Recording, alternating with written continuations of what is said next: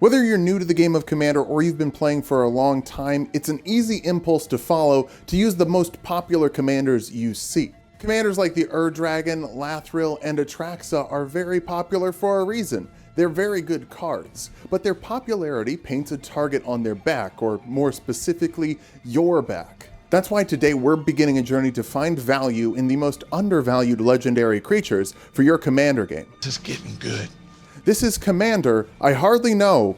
So let's start by breaking down our rules for what a Commander I Hardly Know should be. We're going to try and build 32 decks, one of each individual color, double color, triple color, 4 color, 5 color, and colorless. We're going to make sure each of these commanders has less than 3,200 decks on EDH Rec. And we're going to try and save you money by spending less than $3,200 on 32 decks. Obviously, you don't have to buy all the decks. That'd be bananas. I do though, because it's a tax write-off. So instead of building an Atraxa with 33,000 different decks, today we're going to build Iraxa, Empress of Mars, an uncommon from the Doctor Who set from the least popular Doctor Who Commander Precon. We're looking at around 119 decks at the time of recording. Have I seen the episode of Doctor Who that this alien broad is from? Absolutely not. I'm not a nerd, but I got this Precon as a gift from a friend and decided I needed to build a commander out of it, and I decided to build a weird one. Her helmet makes her look like a dick. Iraxa costs 4 mana, she's a 5/4 with Trample and Battle Cry, giving +1/+0 to all the creatures that are attacking while she's attacking. But the big benefit here is that she's going to create a 2/2 alien warrior every time you play a card from somewhere other than your hand. The theme of this deck is going to be impulse drawing, but there are other ways we can play cards from outside our hand as well. It's just mostly going to be impulse drawing. Impulse drawing is when you exile a card from the top of your library and have until the end of this turn or the end of next turn in some cases to play it. If that sounds worse than just drawing a card and putting it into your hand, that's because it is worse. But it's also more fun. Card advantage is a great way to make sure you're winning the game. If you see more cards in your deck than your opponents do, chances are you're going to find the cards you need to beat them better than they will. Impulse drawing might not be the safest way to go through your deck, but it is a fast way. And what Iraxa gives you is an option to get extra value from impulse drawing. This is one of my personal favorite decks to play for a couple of reasons, but one of the big ones is just it shuts down all analysis paralysis you could have. You don't get to decide what cards you're going to play, the deck is going to decide because you're just going to shotgun a card out and you got this turn to play it. Go for it, champ. That might seem stressful, but the good news is we just won't put any bad cards in the deck. My grandpa's deck has no pathetic cards, Kaiba. So today we're starting with mono red, and I do particularly love a mono-colored commander for a couple of reasons. One, you just sort of get to focus on what your deck is doing. You don't have to worry about playing interaction police with the rest of the table. You just do what you do best, you do it fast, and you do it to the end. This is brilliant, but I like this. But two, boy howdy do you save money on that land base.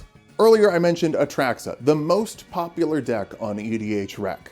Now because she's a 4-color commander, if you want to have a decent land base, you have to spend $94 for 6 shock lands, $111 for 6 fetch lands, $76 for 4 triomes, and that's a total of $281 for 14 non-basics, which you should have more. We're not even talking about fast lands, slow lands, all that other crap.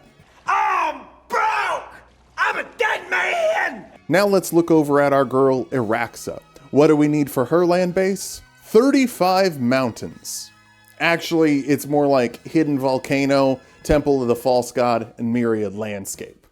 And then mountain, and then mountain, and then mountain, and then mountain, and then mountain, and then mountain, and then mountain, and then mountain. There's always gonna be another mountain. Mountains should be free at your local game store. If they're not, move. Don't get me wrong, I love having a variety of lands, but we don't really need them for this deck because it's monocolored.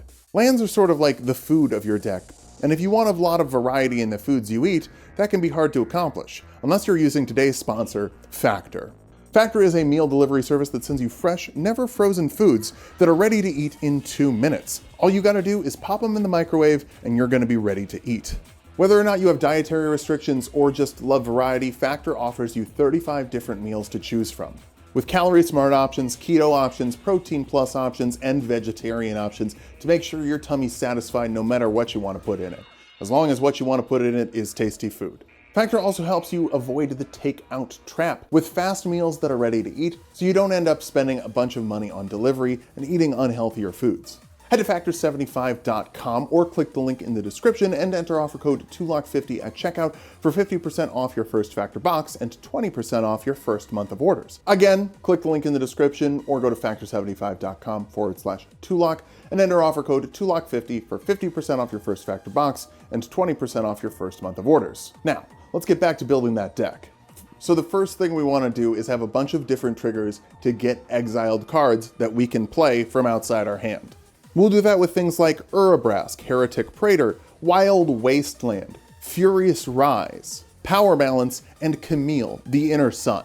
Now, you might note that Camille is around $17 right now, and say, uh-oh, that seems bad, but don't worry, we'll be fine. Cash money, I'm gonna make it rain. I am never gonna financially recover from this. Now those are stable options that will be happening regularly throughout the game, exiling cards that you can play, but there's a ton of different instants and sorceries you can use to impulse draw, and they honestly just keep making more of them. Right now I'm using Light Up the Stage, Ren's Resolve, Galvanic Relay, Blazing Crescendo, and Monastery Raid. Monastery Raids from the Assassin's Creed set, like they are always doing new cards that let you exile off the top, which is also fun, because I've upgraded this deck every time there's a new set. Impulse drawing isn't the only way to play cards from outside your hand. There's also things like Discover or Cascade that play spells for free going through your library. The new plot mechanic from Thunder Junction exiles a card on one turn and then plays it from exile on the next turn. So when you're building up your board, waiting to get Iraxa out to get the mana you need, you can put those cards out then, and then play them after Iraxa comes in without paying any extra mana and already have a nice board of aliens. I love it when a plan comes together. There's also Junk from the Fallout set. I actually started this as a Rose Cutthroat Raider deck, but decided that getting the Junk wasn't as good as having a payoff for the Junk in the command zone. Oh, speaking of, let's not make Iraxa our only value piece for when we play cards from outside our hand. Cards like Laelia, the Blade Reforged from Modern Horizons 3, love it when you're exiling cards. And by the way, every time you discover, you exile all the cards. So that's a +1/+1 every time, making Laelia kinda huge.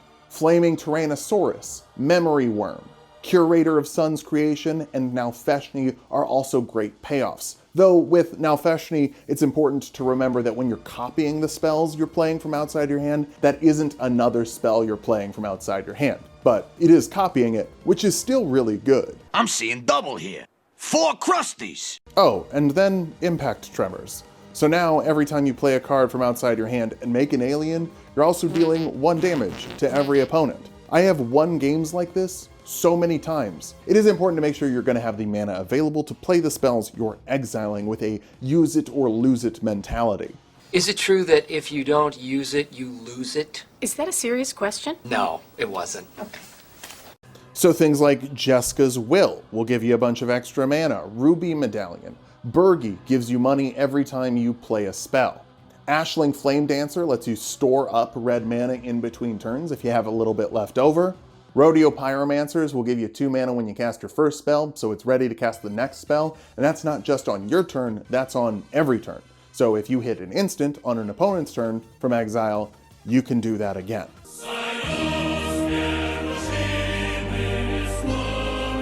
Or Rich Stalactite, I think, is a card that kind of sucks from Lost Caverns of Ixalan. However, in this deck, it's really great because we have a lot of instants and sorceries we want to be playing, and once we flip that over and start casting them randomly, we can pay 2 mana for something huge. Huge spells like Call Forth the Tempest, which cascades twice and then does a ton of damage to everyone. Delayed Blast Fireball gets its big bonus when it's played from exile. Sure, you can foretell it to do that, or you can just impulse draw it and play it for its normal cheaper cost and get huge value. Hit the Motherlode is another spell that costs a ton of mana but could be discounted very easily with something like Ore-Rich Stalactite. Or the Mysterious Stranger. I'm not sure if this happens to you with your commander decks, but do you ever have a card that just sort of keeps showing up in your hand every time you play? I call it like the honorary commander, and that's the Mysterious Stranger for me. I don't know why, I always draw this guy, and if you draw him when no one else is playing instants or sorceries, you basically just get to pick an instant or sorcery from your graveyard to play for free from exile to get an alien and some huge value. With Call Forth the Tempest or Hit the Motherlode, that is a huge benefit. Or you could just take the other good instants and sorceries that other people are casting. I've cast Jeska's Will like 3 times in one game because of this guy. New card. What do you think? Look at this. That is really nice. White. Impressive. Let's see Paul Allen's card.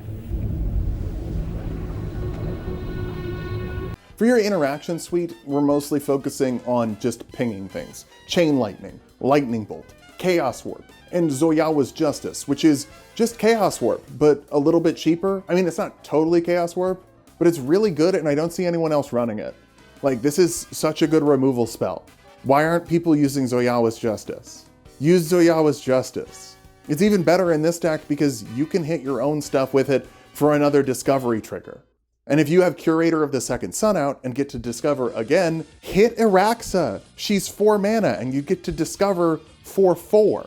And then you can just play her from the command zone again anyway. I know what I have to do, but I don't know if I have the strength to do it.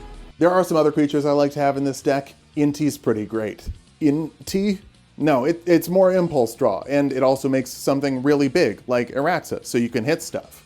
Keladon Flame Sage is a really recent addition. I just randomly opened up some Dominaria and got this guy. He's great. He's got Enlist, which means that you can add another creature's power to his, and then whenever he swings in, you get to exile a number of cards equal to his power, and then play an instant or sorcery with mana value less than his power for free.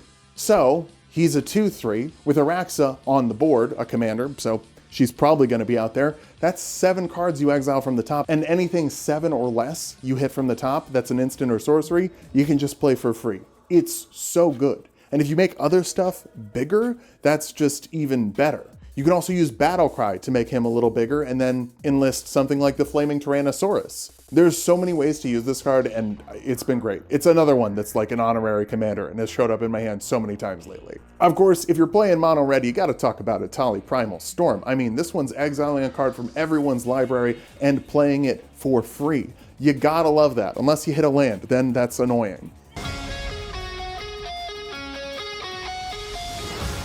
Grenzo's just a little cheap boy out here trying to exile cards right away. Even if you don't get to play the card off the top of your opponent's library, that's one less card they have, and it's an exile. So that sucks for them. And then Party Thrasher. This is another super underrated card from Modern Horizons 3. It gives non-creature spells you cast from exile improvise.